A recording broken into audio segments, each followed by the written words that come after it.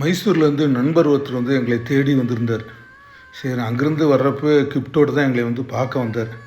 அவருக்கு என்ன ஆசைன்னா, நம்ம ஊர் சைடில் ஒரு கிராமப்புறங்களில் ஒரு நாட்டுக்கோழி வாங்கிட்டு போய் அவர் ஊரில் விடணும்னு சொல்லிட்டு ஒரு ஆசை.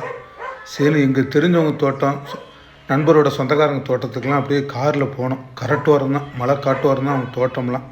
ஏன்னா அவங்க 2-3 டைம் அவங்க போயிருக்கிறோம். அவங்க நிறையா கோழிகள்லாம் வளர்த்திட்டு இருந்தாங்க. சரி, நாங்கள் போகிறப்ப அவர் வெளியில் போயிருந்தார்.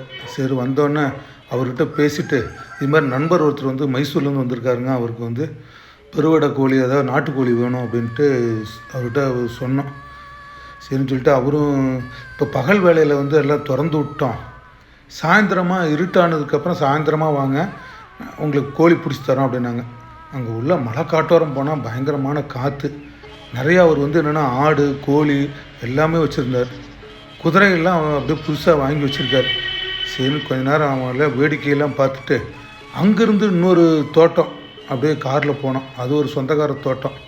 அங்கே போயிட்டு அவர்கிட்டையும் அப்படியே நாங்கள் சொல்லி வச்சோம், இது மாதிரி கோழி இருந்தால் கொடுங்க அப்படின்னு. எல்லாருமே என்ன சொன்னாங்கன்னா, சாயந்தரம் வாங்க, அடையிற நேரத்தில் பிடிச்சி தரேன் அப்படின்னாங்க.